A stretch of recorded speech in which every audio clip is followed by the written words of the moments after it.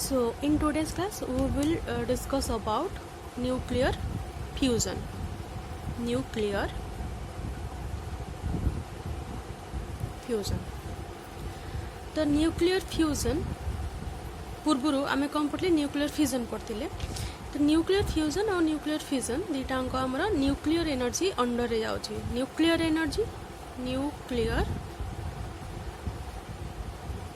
energy under रे जाउछि आम nuclear energy ही पढ़ी न्यूक्लियर एनर्जी कौन न्यूक्लियस को यूज करके जो एनर्जी आमको मिलूची बा न्यूक्लियस जो एनर्जी आमको प्रोवाइड करुच्ची with the help of nucleus ताको आम कहूँ न्यूक्लियर एनर्जी तो न्यूक्लियर एनर्जी भी दी प्रकार होता है आइदर आम न्यूक्लियस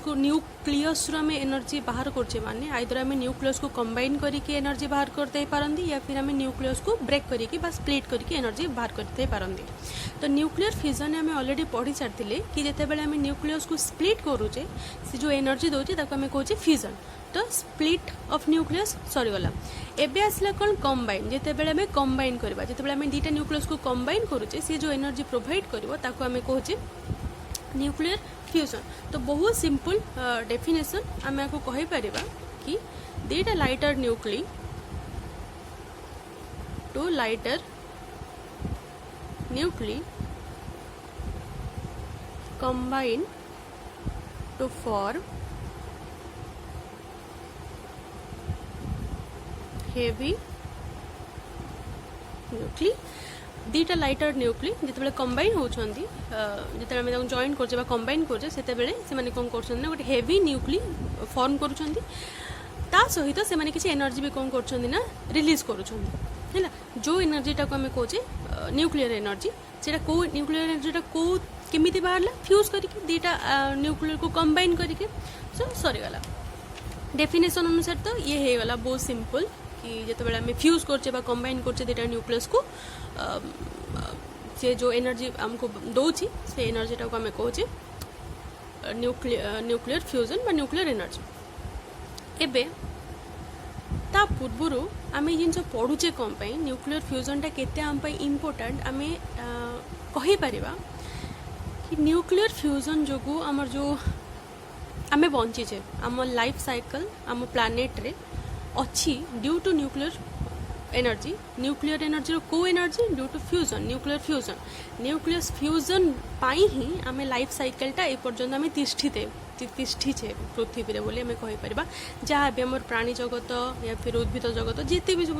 अच्छी जहाँ भी आम देखिपे आम बंचीचे तो मेन कथा है आम बंचीचे ड्यू टू न्यूक्लियर फ्यूजन बा न्यूक्लियर एनर्जी ही बंचीचे केमिति कहीं आमर जो सन अच्छी सूर्य जो हमको लाइट प्रोवाइड कर एनर्जी प्रोवाइड करुच्ची से एनर्जीटा है आमर न्यूक्लियर एनर्जी तामाने सनलाइटा है गोटे प्रकार न्यूक्लियर एनर्जी सनलाइटा है कौन गोटे प्रकार न्यूक्लियर एनर्जी आ जदि सूर्य न था बा जदि से एनर्जी प्रोवाइड करू न था लाइट दौ न था ताहले आमे बंचवा ही पॉसिबल ही नुहे आम जीव जगत पॉसिबल ही नुह बा जेकोसी जगत पृथ्वी जीवन जो अच्छी सेटा पॉसिबल ही न था जदि सूर्य न था तामाने न्यूक्लियर एनर्जी बा न्यूक्लियर फ्यूजन केते इम्पोर्टेंट आम तुम ये भावी पारती एबे आमे देखिबा कि दुईटा लाइटर न्यूक्ली को आम कंबाइन करिबा केमती फास्ट आमे देखिबा हाउ टू कंबाइन सूर्य भीतर तो हो जाऊँगी इट्स ओके सूर्य विषय हो जाऊँगी कहीं केमती हो जाऊँगी सूर्य भितर कहीं आमको करने पड़नी यहाँ प्राक्टिकल जिनस सूर्य को तो आम बनैना ना तो सूर्य भितर जो न्यूक्लियर फ्यूजन हो सूर्य आमको एनर्जी दौची दैट्स नेचुरल केमती दौची ता विषय भी जब कहवाई जीवा आम टे 2 मिनिट तो आम कहीपर कि आम स्पेस रे बहुत सारा गैस पार्टिकल था बहुत सारा कौन था गैस पार्टिकल था मास भी था नॉर्मली हाइड्रोजन गैस बोली कहती तो मिलियंस इयर्स पर बहुत वर्ष लगे जाई पारे तो ड्यू टू ग्राविटी से माने कहती ना गैस मॉलिक्यूल बा जो डस्ट पार्टिकल है तो से माने कौन करती ना ग्राविटी से माने धीरे धीरे बहुत वर्ष मैंने मिलियंस बिलियंस इयर्स तुम कहीपर से माने धीरे धीरे धीरे धीरे परस्पर सहित कहते अट्राक्ट हो पाखक आसी जाती तो पाखक आसिक जो बहुत ह्यूज हो जाती जो गोटे ह्यूज क्लाउड बने फॉर्म जिते करती जो कौन गोटे धीरे धीरे धीरे धीरे समस्ते ग्राविटी जोगु टाणी ही आसिकी गैस पार्टिकल या फिर डस्ट पार्टिकल या फिर नॉर्मली हमारा हाइड्रोजन गैस थाए तो गैस डस्ट पार्टिकल ये सब जिते बड़े तुम आसिकी धीरे धीरे धीरे धीरे सब परस्पर सहित परस्पर माने निकटतर हो जाती तो से माने बहुत बड़ा क्लाउड गोटे कौन करती ना बनाती से क्लाउड टाकू नॉर्मली आम को स्टेलर नेबुला स्टेलर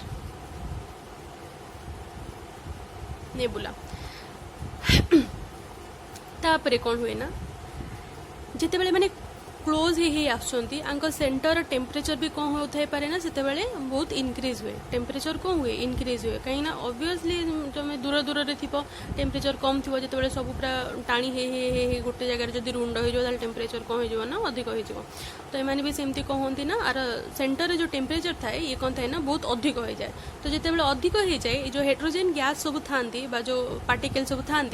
से कहती ना फ्यूज होगापी लगती फ्यूज केमती होती हाइड्रोजन हाइड्रोजन मिसिकी हिलियम बनती हिलियम हिलियम बनिकी कार्बन या फिर ऑक्सीजन बनती तो ये भाव में से बनती फॉर्म होती ड्यू टू हाई टेम्परेचर से बनती तो जिते से फॉर्म होती फ्यूज होती हाइड्रोजन हाइड्रोजन बनिकी जो हिलियम बनूची या फिर हिलियन हिलियम जो हाइड्रोजन बनवा सर जाऊँगी देन हिलियम हिलियम बनिकी कार्बन बनूची ऑक्सीजन बनूची एमती से बनु था तो जिते माने बनुंट तो से कौन कर फ्यूज होती ना हाइड्रोजन हाइड्रोजन हाइड्रोजन बनिकी हिलियम बनुंट माने कौन हाइड्रोजन गोटे न्यूक्ली फॉर्मेशन करुच्ची कौन हिलियम ता माने ऑब्वियसली से किसी एनर्जी कौन कर रिलीज करुँच से एनर्जी टाक आम पाचे से एनर्जी टाक आम कहे न्यूक्लियर एनर्जी तो यहाँ तो स्पेस रे हुए तो नॉर्मल जिनस छाड़ दियो बट नॉर्मली जदि आम या देखा ताहले ये बनूचे केमती जदि आम ट्राई करवा जदि आम कहबा कि केते टेम्परेचर देले केते टेम्परेचर रिक्वायर्ड से मानकू फ्यूज करने दीटा लाइटर न्यूक्ली को फ्यूज कर गोटे हेवी न्यूक्ली बनवाई केते टेम्परेचर दरकार जदि आ विषय में जाना कहीं ये बहुत सारा एनर्जी आमको प्रोवाइड करुच्ची ना एते दिन है आम सन को के 5 बिलियन इयर्स से सेबेठू एनर्जी आमको प्रोवाइड करुच्ची आहरी 5 बिलियन इयर्स से प्रोवाइड कर लाइफ साइकिल आहरी 5 बिलियन इयर्स अच्छी तो एत सारा जेहेतु से एनर्जी सेबेठू प्रोवाइड करुच्ची तो जदि आम से ट्रिक जानी पारिबा नेचर को ही स्टडी करिया को फिजिक्स ही कहती ना जदि आम से टेक्निक को जानी पारिबा कि केमिति ये कौन करुच्ची एनर्जी प्रोवाइड करुच्ची ताले आम तो आजिकल दुनिया जो करेन्ट रो प्रोब्लेम अच्छी जहाँ भी सब प्रोब्लेम अच्छी बहुत सारा जिन तो सल्व हो जदि आम निजे बनवा स्टार्ट करि पारिबा तो से आम को नॉर्मली कहवाई गले कि स्टडी करवा जाना निहाती दरकार कि कौन कले आम सृष्टि क्रिएट कर न्यूक्लियर एनर्जी ट्राई तो करिपरिबा ना एटलिस्ट जानिबा तो निहाती दरकार देन हुए कौन ना जिते बेले चारिटा हाइड्रोजन एटम रे कौन थाए गोटे प्रोटॉन थाए H11 H11 H11 H11 आपको मुझे एमती कहि परिबी कि 4H चारटा हाइड्रोजन एटम मिसिकी कंबाइन होके जिते बेले हिलियम एटम बनती हिलियम आम जानी 2 4 मास नंबर है 4 एटॉमिक नंबर बा नंबर ऑफ प्रोटॉन है 2 एठी नंबर ऑफ प्रोटॉन केते थिला चारटा थिला एठी नंबर ऑफ प्रोटॉन केते अछि दीटा अछि ता माने एठी तमरो चारिटा कोन थिला प्रोटॉन थिला चारटा कोन थिला प्रोटॉन थिला एठी तमरो कोन अछि दीटा प्रोटॉन दीटा न्यूट्रॉन ता माने चारटा प्रोटॉन और दीटा प्रोटॉन एठी पळेला आउ जो दीटा प्रोटॉन रहला से कन्वर्ट हो जाउची कोठी के दीटा न्यूट्रॉन को तो जेते बेले मैं पढ़ी थिले कि रेडियो एक्टिविटी जो आम पढ़ते कि न्यूक्लियस भितर प्रोटॉन न्यूट्रॉन को भी कन्वर्ट हो जाए न्यूट्रॉन प्रोटॉन को भी कन्वर्ट हो जाए तो ये जेहेतु प्रोटॉन न्यूट्रॉन को कन्वर्ट होची तो सी कौन कर ऑब्वियसली किसी मात्रा रे मास कौन करुचे तार मास लूज करुचे से मासटा कंजर्वेशन ऑफ मास को कौन करुचे वायोलेट करुचे तापर एटू आम मास एनर्जी इक्विवेलेंस रो जानथिले कि जो मासटा आमर रहुची कौन रोचे डिफेक्ट रोचे सेटा आमर कन्वर्ट हो जाउची कोठी की एनर्जी को ता माने ये जो रिएक्शन दोची ये धरनीय दुईटा न्यूट्रॉन देला न्यूट्रॉन ये 0 1 आउ बाकी जो रहिला रिमेनिंग मास से कौन हो जाउची ना एनर्जी को कन्वर्ट हो जाउची तो ये जो एनर्जी को कन्वर्ट हो जाउची ता माने चारटा हाइड्रोजन जिते बेले हिलियम बनूची फॉर्म करुची तो सेते बेले से एनर्जी कौन करची रिलीज करची से एनर्जी टाको नॉर्मली आम कहि परबा न्यूक्लियर एनर्जी हैला ये सरला एबे क्वेश्चन आसिला जदि आमे कंबाइन करूचे ताहले आमे कंबाइन करबा केमती आमे कहले कि चारटा हाइड्रोजन एटम मिसिकी गोटे हीलियम बनि जाउची बट एटा एते भी सिंपल नुह काहे सिंपल नुह एटा कहीं ना हाइड्रोजन एटम को चारिटा आम लेट अस कंसीडर कि दीटा आम हाइड्रोजन एटम को नौचे धरिन ये गोटे हाइड्रोजन एटम ये गोटे हाइड्रोजन एटम तमाने आ पाखे गोटे प्रोटोन अच्छी आ पाखे गोटे प्रोटोन अच्छी तमाने आ पाखे गोटे पॉजिटिव चार्ज अच्छी प्रोटोन पॉजिटिव ये पॉजिटिव चार्ज आ पाखे भी अच्छी आ पाखे भी पॉजिटिव चार्ज अच्छी तो जेहेतु पॉजिटिव चार्ज अच्छी आमे सेमानंकु एकाठी आनिबा केमती सेटा हला गोटे बिग क्वेश्चन कहीं ना फोर्स ऑफ रिपल्सन ही तो रहिबो ना कहीं ना ये पॉजिटिव चार्ज तो इलेक्ट्रोस्टैटिक फोर्स ऑफ रिपल्सन तांको भितर रहिबो तो सेमानंकु पाखुकु जेते बेले आमे आनिबा धरिने आमे तांको एत्तिकी पाखुकु आनिचे फोर्स देकी ये हाइड्रोजन तो तांको भितर एठी कोन होबो ना फोर्स ऑफ इलेक्ट्रोस्टैटिक फोर्स बा फोर्स ऑफ रिपल्सन एठी कोन करबो ना आउट करबो तेमते माने पाखुकु आसी ही बेनी ते माने पाखुकु आसी ही बेनी काहे आसी बेनी काहे कि ना ऑब्वियसली इक्वल चार्ज दीटा अंक तो ऑब्वियसली रिपेल ही करबे ना इक्वल चार्ज तो आमे मानकु आनी पाबे केमती तो नॉर्मली स्टडी रूम में भी आम पाखे एतिके जिंस अच्छी कि दीटा हाइड्रोजन एटम को कंबाइन करिया पई nearly equal to 400 kilo electron volt amount रे एनर्जी दरकार तो जदि आमे एतिके एनर्जी एमानंकु देई दबा ताहाले एमाने कंबाइन ही पारिबे दीटा हाइड्रोजन और न्यूक्लियस को फ्यूज करिया पई हेले बा कंबाइन करिया पई हेले हमको 400 किलो इलेक्ट्रॉन वोल्ट अमाउंट रो एनर्जी कोन हुए ना दरकार थाए एबे अच्छा एटा तो सरला कि एतिक एनर्जी हमको देले आसीबे एबे क्वेश्चन आसला कि फोर्स ऑफ इलेक्ट्रोस्टैटिक फोर्स जदि रिपल्सन जदि रहुची ताहले हमें तांको एकाठी करबा केमती तो एकाठी केमती करबा ना जिते बेले आम क्लोज आणुचे obviously force of repulsion act करिवो कहीं ना दुईटांग पॉजिटिव चार्ज तो आम कौन करबा ना तांको पूरा पाखु नहीं आसवा माने नियरली इक्वल टू 0 रेडियस जदि कहि परिबा ताले दुईटांग रेडियस पूरा समान भलिया भी कहि परिबा कहीं ना आम एतिक न आनिके पूरा एते पाखु नहीं आसवा पूरा चिपकिक रहिला भलिया केमती ना फोर्स ऑफ रिपल्सन अच्छी कि आम पढ़ी जिते आम न्यूक्लियर स्टेबिलिटी पढ़ते से डिफरेंट टाइप ऑफ फोर्सेस विषय पढ़ते कि ग्रेविटेशनल फोर्स इलेक्ट्रोस्टैटिक्स फोर्स तापर आम पढ़ी कि न्यूक्लियस केमती फॉर्म होची आम पढ़ी कि स्ट्रॉन्ग इलेक्ट्रोस्टैटिक फोर्स तो जो स्ट्रॉन्ग न्यूक्लियर फोर्स तो जो न्यूक्लियर फोर्सटा से न्यूक्लियस भितर ही देखा जाए 10⁻⁻15 मीटर भितर ही देखा जाए तो जदि आम दुईटा न्यूक्लियस को सेतिकी पाखु नहीं आसवा तामाने माने सेतिके पाखु जितिके पाखरे न्यूक्लियर फोर्स बा स्ट्रॉन्ग न्यूक्लियर फोर्स एक्ट करूचे ता माने जेतेबेले 10⁻15 फॉर्मी ता भितर को जेतेबेले आमे नहीं आसीबा सेतेबेले तांको भितरे कोन होइजबो ना फोर्स ऑफ अट्रैक्शन होबो काहे कि होबो काहे कि ना से माने भी न्यूक्लियर फोर्स एक्सपीरियंस करिवे न्यूक्लियर फोर्स न्यूक्लियस भितर ही देखा जाए कि नहीं तो से माने भी कोन करबे न्यूक्लियर फोर्स एक्सपीरियंस करिवे आ न्यूक्लियर फोर्स ता हला गोटे स्ट्रॉन्ग और अट्रैक्टिव फोर्स तो जेतेबेले मैं सेति के पाखु को नहीं आसुचे सेतेबेले कोन होबो ना हमरो न्यूक्लियर फोर्स एक्ट करबो आ जेहेतु सेटा गोटे स्ट्रॉन्ग फोर्स आ अट्रैक्टिव फोर्स आ गोटे अट्रैक्टिव फोर्स ता माने ये कोन करबो ना बे दीटांको न्यूक्लियस को हाइड्रोजन न्यूक्लियस आ हाइड्रोजन न्यूक्लियस को एबे कोन करबो ना से माने बे चिपकी रही पारिबे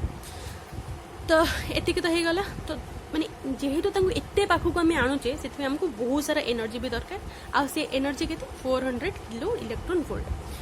तो एतिक एनर्जी आम प्रोवाइड करबा केमती एतिक एनर्जी प्रोवाइड करबा भी कम कथा नुहे बहुत नॉर्मल जिनस नुह एते सारा एनर्जी दबा तो एठी आम कौन करबा ना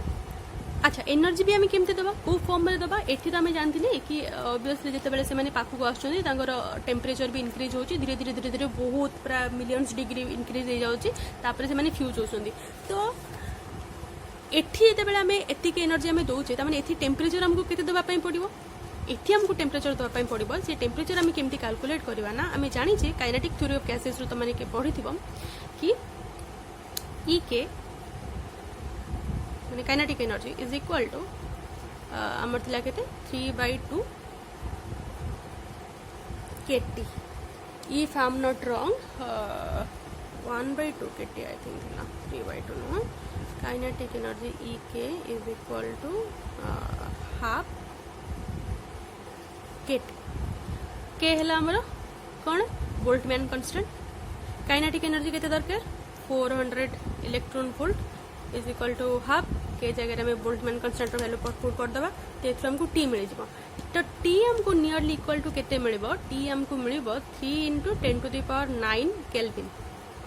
हैला तो दीटा हाइड्रोजन एटम को बा न्यूक्लियस को जेतेबेले हमें फ्यूज करिया पई हेले हमको टेम्परेचर केते दरकार एनर्जी केते दरकार 400 किलो इलेक्ट्रॉन वोल्ट अमाउंट रो एनर्जी दरकार मात्र टेम्परेचर केते दरकार थर्मल एनर्जी जदि दौचे आम ताले टेम्परेचर केते दरकार ताले हमको टेम्परेचर दरकार 3 × 10⁹ केल्विन तो एते केल्विन अमाउंट रो एनर्जी दबा इट्स नॉट दैट पॉसिबल तो एतिक एनर्जी आम केते प्रोवाइड करवा जिते बेले आम गोटे एटम बम को एक्सप्लोड करवा जिते बेले आम गोटे एटम बम को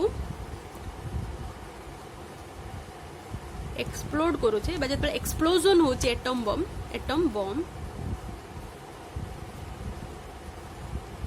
जिते गोटे एटम बम को आम एक्सप्लोजन होचे एटम बमटा सी कौन कर पूरा